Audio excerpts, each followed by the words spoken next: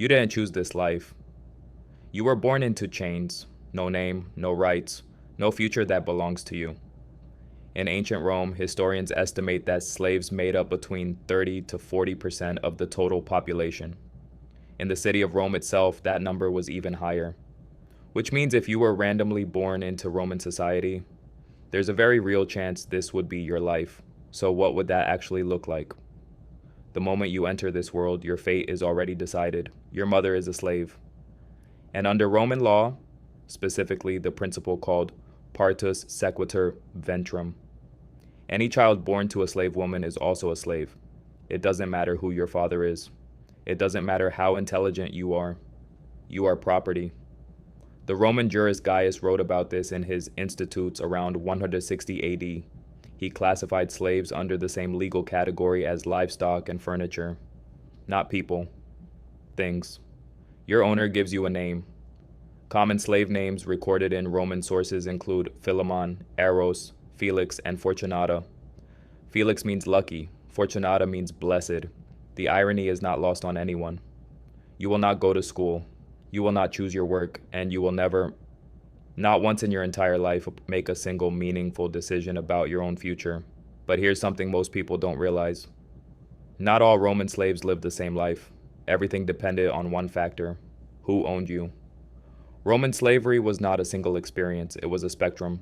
At the top were slaves owned by wealthy aristocrats. These were called familia urbana, the urban household slaves. If you were fortunate enough to end up here, your life was difficult but survivable. You might work as a personal secretary, a tutor, a physician, or a chef. Some of these slaves were highly educated.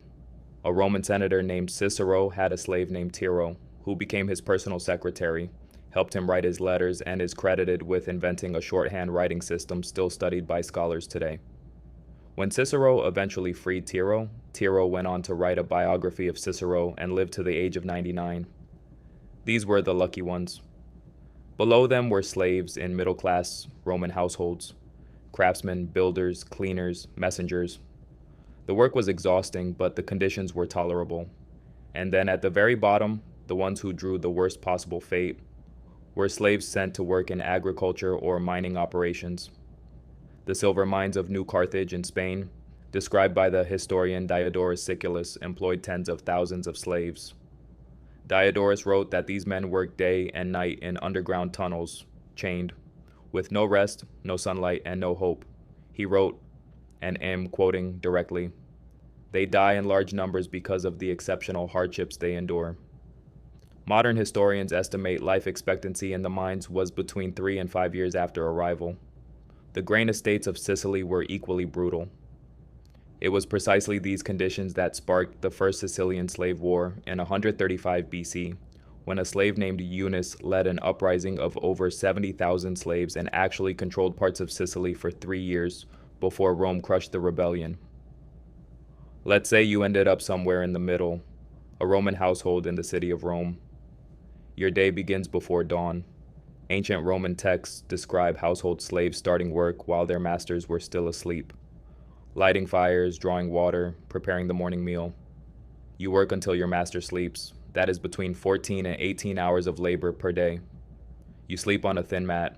Archaeological excavations at Pompeii, including the Villa of the Mysteries and the so-called slave room discovered in 2021 at the Civita Juliana estate outside Pompeii, revealed small windowless rooms with simple straw mattresses, wooden beds, and chamber pots.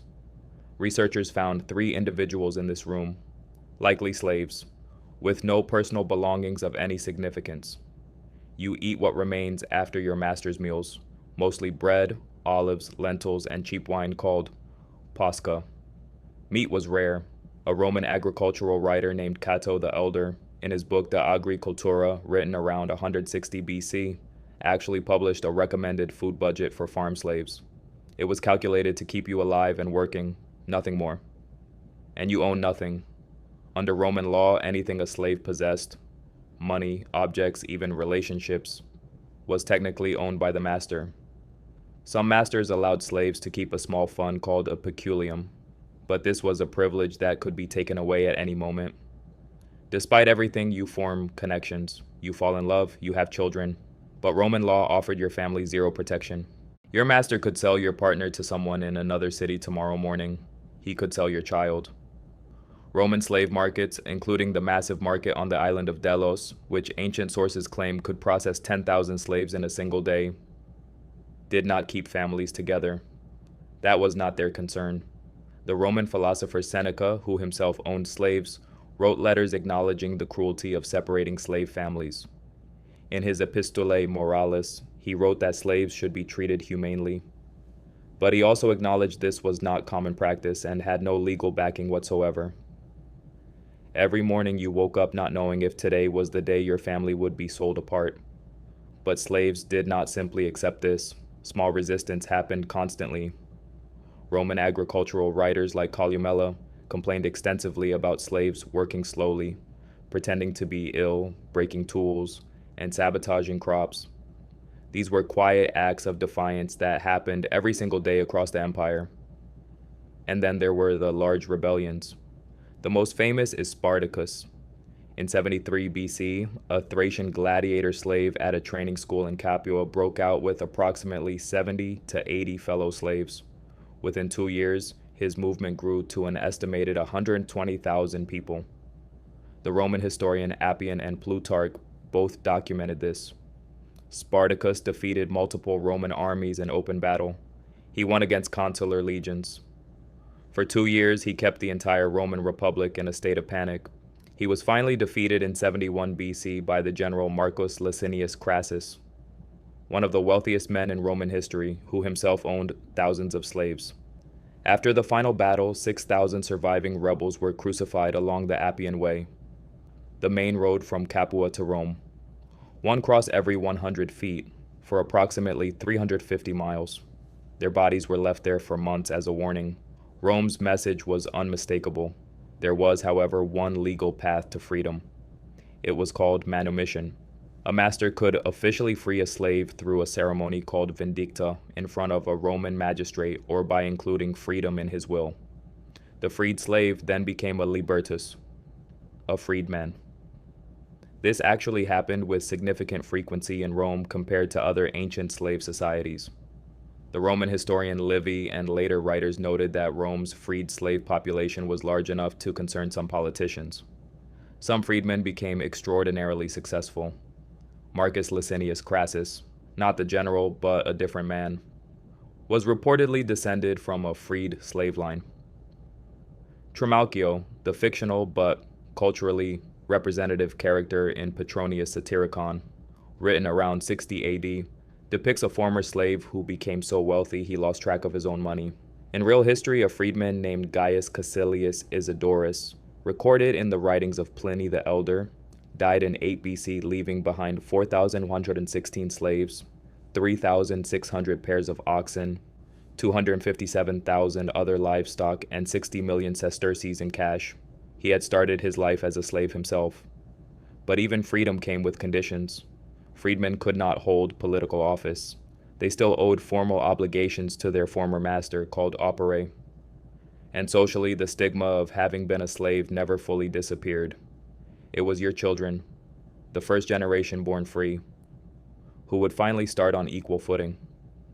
So that is your life as a Roman slave, born into a legal category below human, living without rights, without family security, without a future you could call your own, existing inside one of the most sophisticated civilizations in human history, a civilization that built its roads, its aqueducts, its monuments, and its entire economy on your labor and the labor of millions like you. The Colosseum was built largely by enslaved Jewish prisoners following the destruction of Jerusalem in 70 AD, documented by the Jewish Roman historian Josephus. The Roman road network, over 250,000 miles of roads, was constructed primarily by slaves and conquered peoples. The water that flowed through Rome's famous aqueducts was channeled by slave hands. Next time you look at a photograph of Roman architecture and think about how impressive it is, remember exactly who built it and exactly what it cost them.